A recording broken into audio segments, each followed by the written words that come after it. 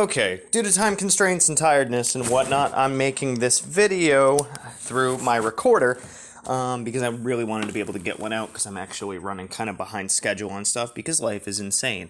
So today I'm going to be talking about why we shouldn't map our visualizations. And you're like, okay, what the hell does that mean?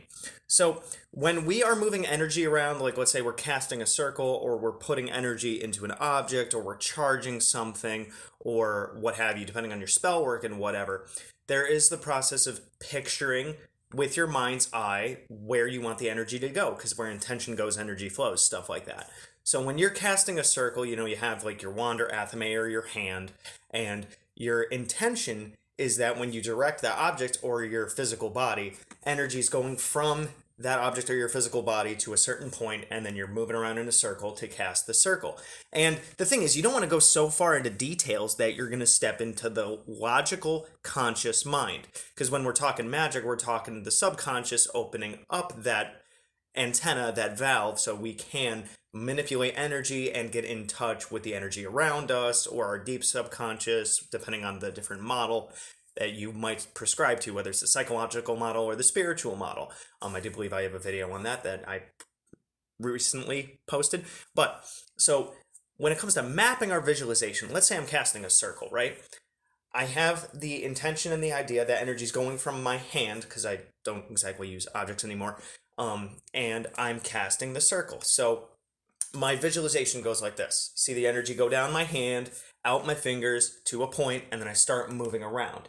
Now, does that mean I watch every step of it like it's a slow motion frame by frame, right? Where I'm watching it go down my hand, seeing it go a couple of feet, hitting a point, and then starting to make the circle. I don't pay attention to every single ounce of that process. So effectively, I set the intention and I feel it, and it just happens. I'm not like, okay, it's coming down my bicep, it's passing my elbow, it's going down my forearm, it's past my thumb, and there it goes. And then it hits the point, and then it moves.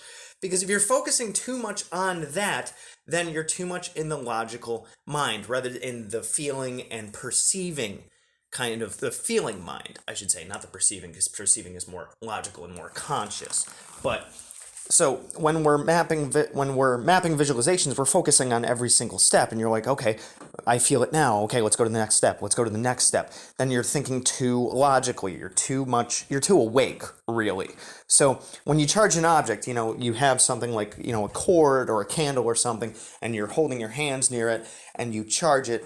Focus on that object, or if you're casting a circle, you focus on that point where the circle is going to be. You don't focus on the energy from your bicep to your forearm to your fingers and then through your athame or wand or whatever. What you're doing is focusing on the point. It's like when you're aiming at a target, you focus on the front sight rather than really lining up the rear and front sights. You want to focus on the front sight only and your target, because otherwise you're thinking too much and then your aim's going to be off.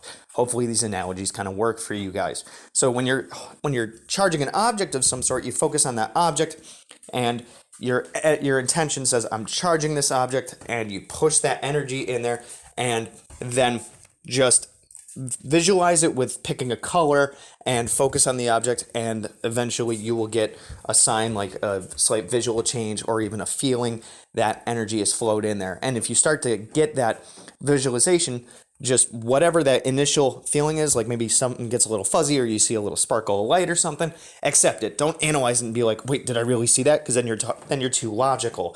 Or if you start to feel that energy move, don't track that energy. Oh, I felt it in my elbow. Let's make it go down my fingers, right? That is mapping your visualizations. And once again, that takes you too far into the logical mind when we're trying to get into the deep unconscious and bringing up all of that kind of stuff when we are in ritual. So hopefully this makes sense. Let me know down in the comments. You can always connect with me through any of my social media and even by email. You can check all of my links down below and at the end of this video for other stuff like my Udemy classes and my videos and such. So yeah, good hunting. Thanks for watching my video.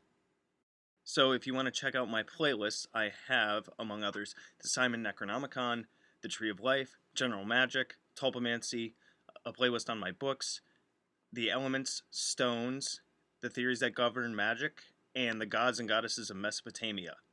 If you want to check out my books on Amazon, I have Creating Consciousness, Magical Mechanics, Magical Theater, Handy Sigil Magic, Magical Movement, which is an update and expansion upon Handy Sigil Magic, Magical Mastery, which is a combination masterwork of Magical Theater and Magical Mechanics, and The Guide to the Spheres and Beyond.